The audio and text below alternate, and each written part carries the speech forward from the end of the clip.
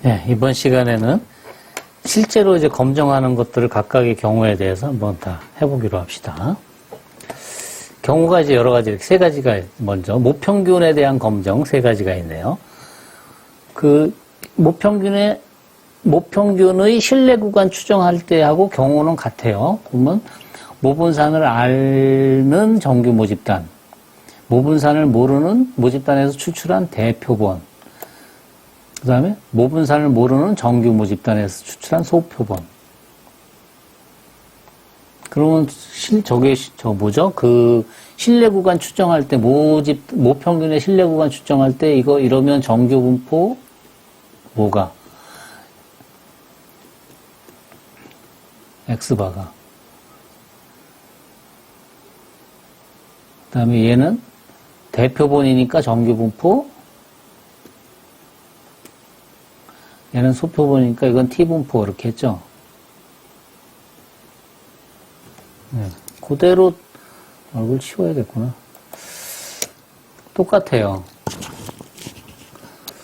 자, 봅시다. 표본 평균 X바는 평균 뮤 분산 N분의 시그마 제곱이 정규 분포를 따르고 표준화한 검정 통계량 Z 이퀄 루트 N분의 시그마 X바 마이너스 뮤는 표준 정규 분포를 따른다. 따라서 기각력은 요거 가지고 계산하면 된다. 표준 정규 분포표. 2번의 경우에는 모분산을 모르면 시그마를 S로 바꾸죠. 그런데 표본분산 S제곱을 모분산 시그마 제곱을 표본분산 S제곱으로 대체하는데 그럼 검정 통계량이 이걸로 바뀌죠. S로. 루트 N분의 S분의 X바 마이너스 뮤로. 그런데 얘가 표준 정규 분포를 따르므로 기각력은 역시 정규 분포로. 근데 모분산 모르는데 표본의 개수가 적으면 어떻게 해요? 요게 T분포가 되죠, 요게. 그래서 자유도 N-1인 T분포로부터 구한다. 요게 이제 절차예요. 요거 예시로 들었던 거 그대로 다시 썼어요. 과거의 조사에 의하면 어느 지역 초등학교 5학년 학생들의 신장은 평균 141.0, 줄넘기 운동이 또래 아이들의 신장 발육에 도움이 되는지 알아보고자 체육활동에서 이 운동을 적극 권장을 실시하였다. 임의로 운동을 한 학생들을 임의로 81명을 조사했더니 X바가 142.2, S가 6.0이었다. 도움이 되는지를 유의수준 0.05로 다음 단계와 같이 검정한다. 가나다에 알맞은 것은 귀무가설 H0에 대한 대립가설. H0가 뭐죠? 생각해 보세요. H1은 도움이 되었다니까 H1은 뮤가 참 헛손질을 자꾸 하지. 뮤가 크다죠. 더 커졌다. 가는 뮤가 141보다 크다. H0는 뮤가 141보다 작거나 같다. 이렇게 된다 그랬어요. 검정 통계량의 분포 N이 81로 충분히 크므로 귀무가설 H0가 참이라는 가정하에 검정 통계량 얘는 정규 분포 이거에 근사한다. 그러니까 정규 분포라는 거를 이제 먼저 딱 생각하면 이게 정규 분포 검정 통계량과 그 분포를 지금 검정 통계량을 요걸로 결정을 했고 분포가 표준 정규 분포라는 거를 이제 결정을 했어요. 그러면 유의수준 0.05에서 기각력은 어떻게 된다 그랬죠? 지금은 이렇게 될 때 여기가 141에 해당하는 거 그러면 여기가 알파가 돼야 되는데 알파를 얼마로 한다고요? 0.05. 그러면 여기의 값이 표준 정규 분포에서는 이거에 해당하는 Z의 알파 값이 1.645죠. 1.645보다 요 위쪽에 있으면 되죠. 그러면 기각력은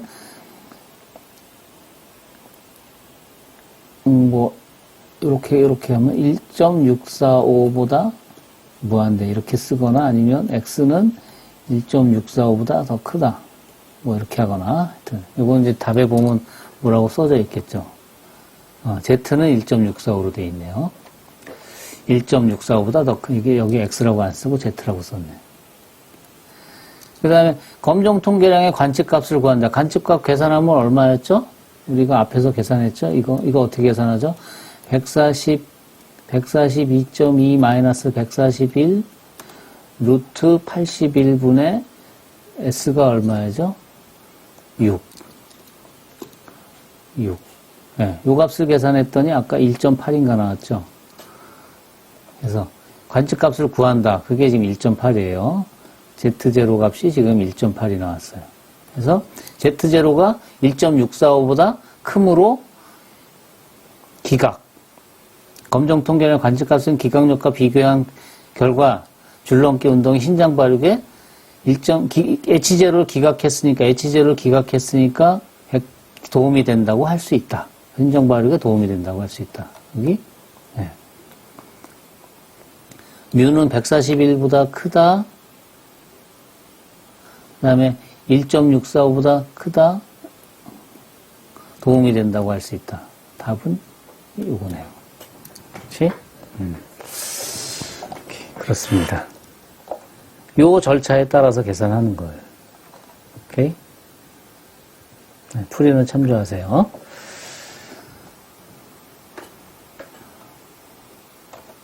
요거 2번이나 3번 경우 지금 우리가 한 게 2번 경우죠? 정규분포 S로 바꿔 쓰면서 정규분포일 때 T분포일 때도 여러분들이 할 수 있어요. 근데 분포만 다른 거니까. 그냥 나머지 계산은 다 똑같아요. 그 다음에 모비율 검정. 모비율 검정도 저기랑 똑같아요. 평균하고. 이것도 한번 예를 봅시다.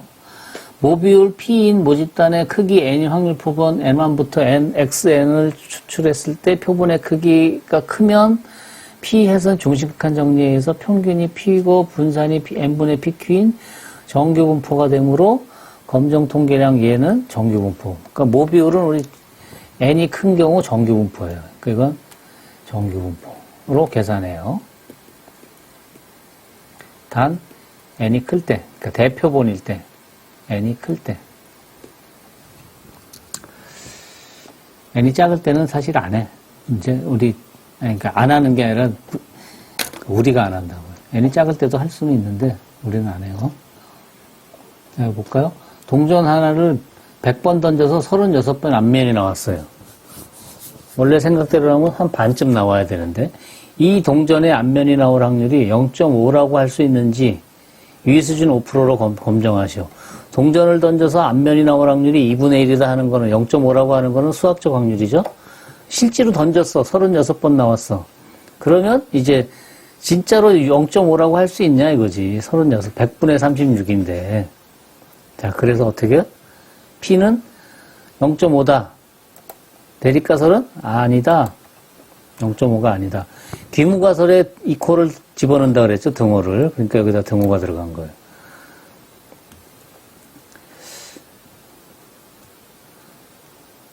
물론 이거를 이렇게 할 수도 있어요. 귀무가설을 0.5보다 작거나 같다. 대립가설을 0.5보다 아니 작거나 같다가 아니라 0.5 대립가설을 0.5보다 작다. 귀무가설을 반대로 0.5보다 크거나 같다. 이렇게 할 수도 있어요. 잘 생각해 보세요. 이렇게 하면 어울리나.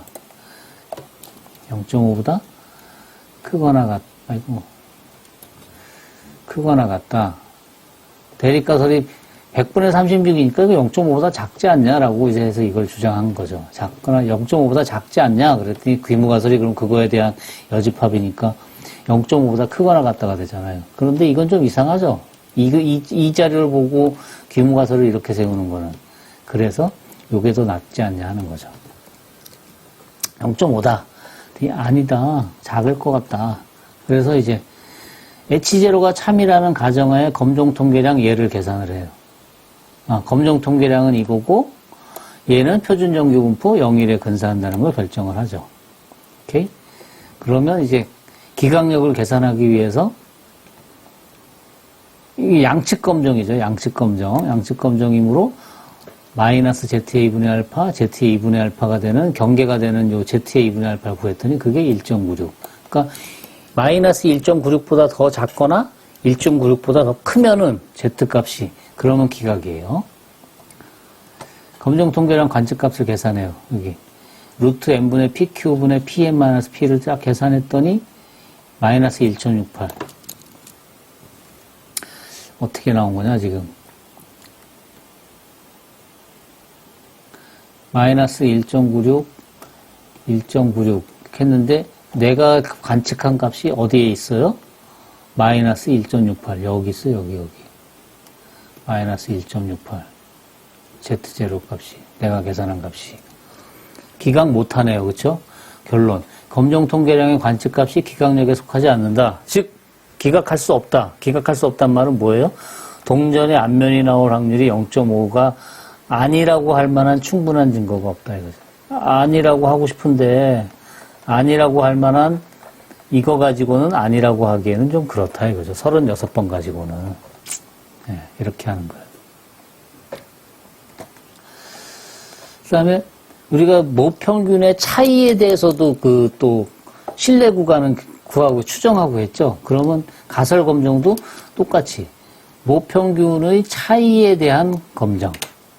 그래서 독립표본인 경우, 그 다음에 대응표본인 경우 이렇게 두 가지가 있었잖아요. 그래서 독립표본일 때 먼저 보면 모분산을 아는 경우, 그게 요거죠. 시그마 1제곱, 시그마 2제곱을 알면 x1바 마이너스 x2바가 따르는 분포가 요게 되고, 그래서 정규분포. 그러니까 이거는 정규분포. 정규분포로 계산하고, 모르면서 대표본이면 이것도 또 정규분포죠.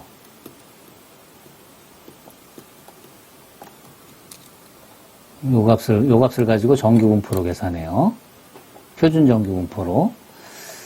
근데 모르는 경우에는, 모분산을 모르는 경우에는 소표본이니까 이때는 T분포인데 두 가지 경우가 있었죠. 3의 1번 경우, 3의 2번 경우. 그래서 T의 N1 플러스 N2-2를 따른다 그랬잖아요. 요게 뭐죠? 공통분산 가지고 계산한다 그랬죠? 공통분산 가지고. 그래서 기각력을 T분포로 계산해요. 그러니까 요때는 T분포. 소표본이면 T분포. 근데 두 모집단의 분산이 같은 경우 다른 경우에 따라서 T분포가 자유도가 달라지죠. 그래서 실제로 요 2번 경우는 우리는 별로 안 하게 되는데 사실 그리고 이 가설 검정은 다 소프트웨어 프로그램 가지고 대부분 다 해요. 자료 데이터만 집어넣으면 다 나와요. 자, 이거 볼까요? 사료가 두 가지 종류가 있어. 사료의 종류에 따라 젖소의 우유 생산량의 차이가 있는지 알아보고자 한다. 이를 위해 젖소를 임의로 8마리씩 두 그룹으로 나누어 8마리니까 좀 T가, 그러니까 N이 작네요. 그쵸? 사료 1과 사료 2를 구분하여 주고 3주일간 우유 생산량을 아래 표와 같이 조사했다. 사료의 종류에 따라 우유 생산량이 다르다고 할 수 있는지를 유의 수준 5%로 검정하시오. 사료 1로 줬을 경우, 사료 2로 줬을 경우의 생산량이에요. 표본의 개수가 N1 8, N2 8, X바를 계산해서 위에 거에 X바가 56, 아래 거에 Y바가 60, 그 다음 표준 편차는 7.76, S2는 8.18. 각각의 모평균 뮤와 뮤2, 여기 모집단의 분산은 같다고 가정을 안 했나? 사료 좀 따라 같다는 가정을 안 했네. 이거다 그런 걸 써줘야 되는데. 모집단의 분산은 같다고 가정. 모분산, 같은 분산, 모집단의 분산은 같다고 가정.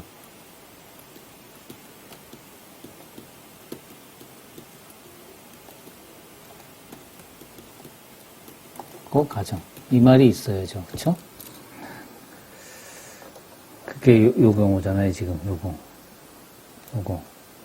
그래서 공통분산 가지고 지금 계산한 거예요. 공통분산 가지고 계산해서 지금 다르다니까, 대립가설이 다르다니까 양측 검정을 해야죠. 그래서 자유도 14인 T분포표에서 요 값을 찾은 거예요. 2.145. 그래서 2.145보다 T값이 크냐 작냐를 계산했는데 보니까 1.0이네요. 그러니까 어디에 가 있어요, 지금? T분포표를 이렇게 딱 그리면 지금 마이너스 2.145 플러스 2.145 이렇게 되는 거예요. 그때 여기가 0.025, 이 부분이 0.025가 된다 이거죠. 그런데 T를 계산했더니 여기쯤에 있는 거죠, 여기쯤에. T0를 계산했더니. 요거를, 이게 절대값이네. 이 T0 값, 요 값을 T0라 그러면, T0 값을 계산했더니 그게 여기, 마이너스 1.0. 기각 못하는 거죠. 검정 통계량의 관측값이 기각력에 속하지 않으므로 H0 기각할 수 없다. 즉, 차이가 있다고 할 수 있는 충분한 근거가 없어. 그러니까 어떻게? 그냥 지금 거 그냥 쓴다 이거죠. 그 다음에 대응 표본인 경우, 이건 짝 표본이라 그랬죠. 짝 표본, 변하지 않는 경우 짝이. 그러니까 X1하고 Y1하고 한 사람의 뭐 과거 성적, 지금 성적 뭐 이런 거예요. 그럴 때 D바는 n이 작을 때는 T 표본, n이 큰 경우에는 정규, n이 작으면 T 분포, n이 크면 정규 분포로 계산한다 그랬죠. 그래서 또 보면 학생 15명의 중간시험과 기말시험의 점수 차이를 평균 D바가 7.5, 표준 편차 SD가 5.6이라고 한다. 시험 점수 차이가 있는지 유의 수준 5%로 검정하시오. 15명이니까 애매하죠. 그러니까 이것도 사실 써줘야 되는데 안 써줬네. T분포로 검정하시오. 이게 있어야 되는데. 저기, 실내 구간을 할 때는 이게 이 말이 있었죠. 에이, 참. 그래서 차이가 있다, 없다. 없다가 대립가설, 차이가 있다가 대립가설, 없다가 귀무가설. 그래서 또, 검정 통계량을 요걸로 하고, 자유도 14, 15이니까 14, 양측 검정으로 똑같이 2.145, 값이 5.187, 이거는 어디에 있냐면, 이렇게 그려보면, 양측 검정, 2.145, 마이너스 2.145, 여기에 들어가느냐 하는 건데, 내가 계산한 t 값이 얘를 t자로라 그러면 t0 값이 어디 있냐면 여기에 있어요. 그러니까 기각, 즉 점수 차이가 이번에는 있다. 그러니까 차이가 7.5의 표준 편차가 5.6이면 이건 차이가 있는 거라 이거죠. 유의 수준 얼마? 5%로. 그렇군요.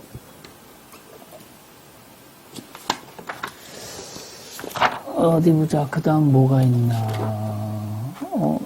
거의 끝났을 것 같은데. 그렇죠. 끝났네요.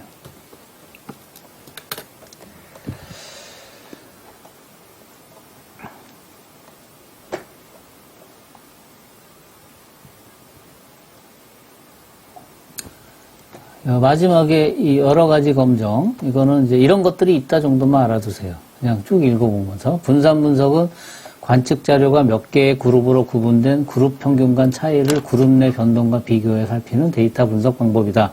그래서 예를 들어 보면 이거예요. 예를 보면 좋겠죠?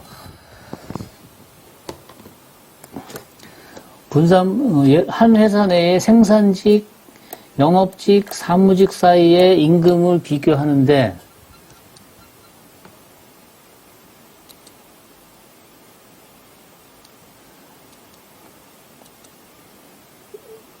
요 임금 비교를 하는데 임금의 차이가 있는지를 보는 거예요. 생산직과 영업직과 사무직 사이에. 또는 학력과 연령에 따라서 또는 이거는 또 다른 문제예요. 학력과 연령에 따라서 정책 지지도가 어떻게 다른지 그걸 비교한다. 그런 것들을 할 때 이제 쓰는 거라 이거죠. 그럼 그룹 간의 평균의 차이가 있을 수 있으니까.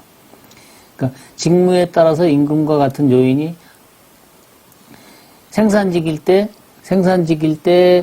영업직일 때, 사무직일 때에 따라 임금이 다르다. 이거는 생산직이냐, 영업직이냐, 사무직이냐 하는 하나의 변수에 따라서 생산직 여러 명, 영업직 여러 명, 사무직 여러 명을 비교하는 거니까.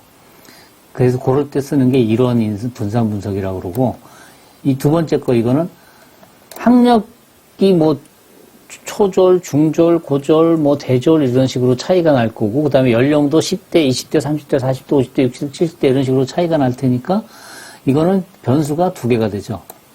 그렇죠? 그러니까 요인이 그러니까 이게 두 개가 되니까 이건 이원 분산 분석 뭐 이라는 거를 사용을 해요. 이게 이제 분산 분석이라는 거고, 그 다음에 이제 범주형 자료 분석이라는 거가 있는데, 범주형 자료 분석은 이제 여러 가지가 있어요, 이렇게. 대상을 몇 개의 범주로 나누어 조사한 자료에 대한 통계적 분석을 범주형 자료 분석이라고 한다. 그래서 예를 들어 인구를 종교별로 나누어서 조사한 자료, 또는 라면의 시장 점유율을 제조사별로 나누어 조사한 자료. 그러니까 라면의 시장 점유율을 A사 몇 프로, B사 몇 프로, C사 몇 프로 이렇게 나왔어요. 실제로 그런지를 조사를 하는 거죠. 그래서 검정을 하는 거예요. 그래서 그런 것들은 적합도, 독립성, 동일성이라는 것이 있는데 한번 하나하나 예를 보면 적합도 검정이란 뭐냐?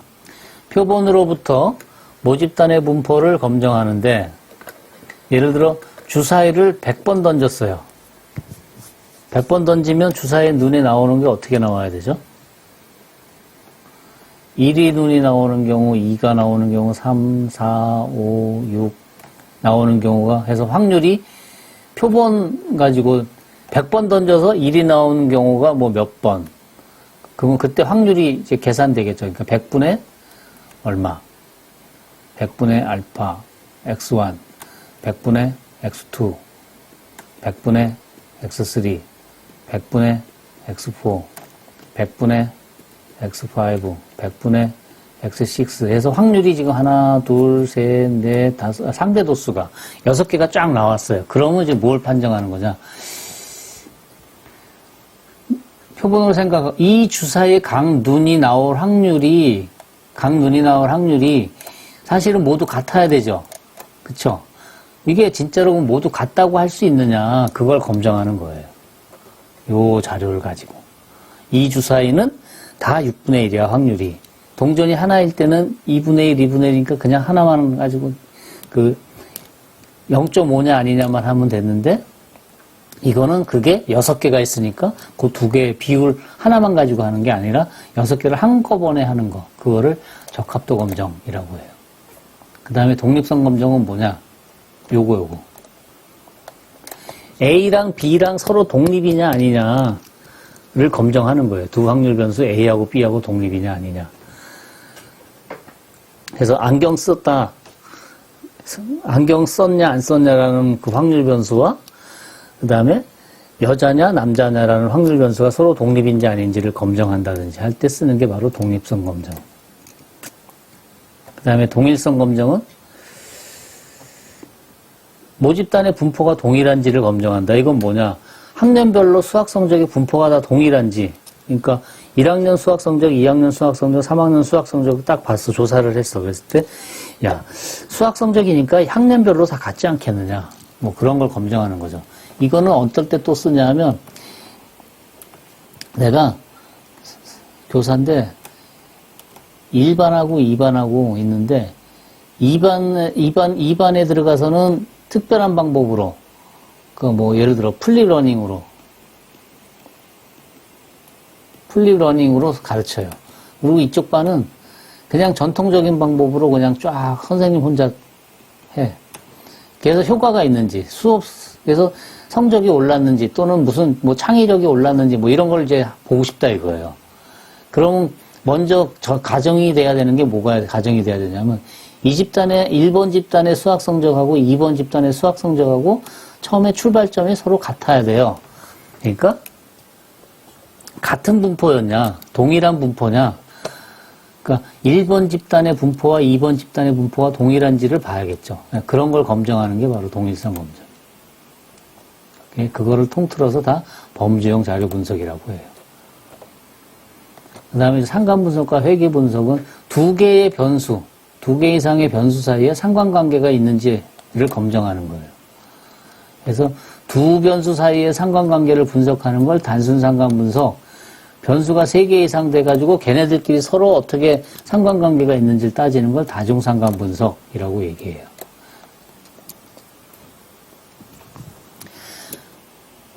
회귀 분석이라는 거는 종속 변수 y를 여러 개의 변수 x1, x2, xp로 설명하는 건데, 특히 이제 이렇게 xk가 있고 여기 y가 있어요. 그래서 자료를 이렇게 찍어봐요. 이렇게. 그래서 이게 이런 직선꼴인지 y 이퀄 ax 플러스 b라고 쓸 수 있는지. 그런데 a가 움직이겠죠? b도 움직이고. 그래서 요 직선이 어떤 직선이 적당한지를 찾아내고 하는 것들을 회귀 분석이라고 해요. 그래서 종속 변수는 설명이 되는 변수로 반응 변수라고도 하는데, 설명을 위해서 쓰이는 변수를 설명 변수 또는 독립 변수, 이거 x1부터 xn들.